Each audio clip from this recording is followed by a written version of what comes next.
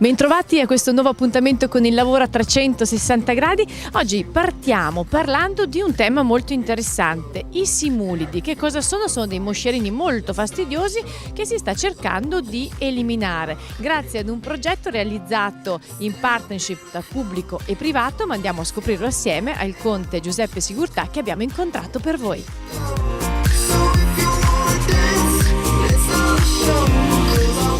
Si parla di simulidi, di questo importante progetto che in realtà non è partito ora, sono anni che il vostro parco sta sostenendo degli studi importanti per eliminare appunto questi simulidi. In effetti sono tanti anni, quasi 10 che partecipiamo a questo progetto, noi siamo un po' il capofila e grazie a tutti quelli che partecipano con noi. È sicuramente un servizio che diamo ai cittadini, ai turisti, alle persone che vengono nel nostro territorio, controllando questi insetti che sono molto fastidiosi, per cui cerchiamo con questo progetto di migliorare tra virgolette la permanenza di tutti i turisti e di tutte le persone che vengono sul territorio, e devo ringraziare soprattutto pubblici e privati che insieme riescono a lavorare in questo progetto che è per noi molto importante, al quale teniamo molto. Ci sono già dei risultati concreti, alcune attività hanno cominciato a dire ebbene sì, cominciano a diminuire i simulidi, questi moscerini fastidiosi. E devo dire che fin dall'inizio del progetto i simulidi sono ridotti drasticamente.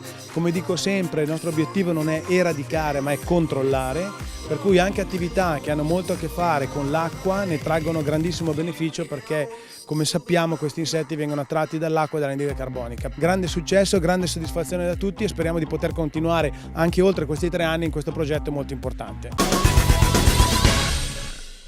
Alberto Tomei, presidente dell'azienda Gardesana Servizi, che partecipa a un progetto di ricerca per eliminare i simulidi. Una squadra, vedo, di sindaci e anche di aziende per dare un servizio importante ai cittadini. Come azienda Gardesana Servizi, che è naturalmente nella nostra missione, è quella di condividere questi progetti. Progetto di innovazione, di salvaguardia del territorio. Il nostro territorio deve essere verificato, controllato e accudito per il bene nostro e dei nostri figli. Questa è la nostra missione, noi siamo vicini a queste operazioni di analisi, ricerca e naturalmente anche di azione. E secondo naturalmente i sindaci e i cittadini c'è stato un netto miglioramento della situazione sul territorio. Noi siamo vicini a questo tipo di progetto, vogliamo condividerlo e l'abbiamo anche condiviso con le nostre azioni a livello anche economico. Grazie anche a Depurazioni Benacensi e all'azienda Gardesana Servizi che io presiedo. Valleggio sul Mincio che diventa protagonista di un progetto importante di ricerca, ci sono già delle ricadute sui cittadini positive. Parecchi anni che lo facciamo, quest'anno abbiamo deciso di comunicarlo perché è giusto anche che lavoriamo sulla percezione, come quando si parla di sicurezza è importante fare sicurezza ma anche dire quello che viene fatto. Di sicuro noi cerchiamo di creare benessere per i turisti che arrivano sul territorio, di conseguenza traggono un beneficio anche i cittadini perché se i simulidi non ci sono è un beneficio anche per i residenti, ma chiaramente il creare la condizione ottimale per chi viene a visitarci è il nostro obiettivo.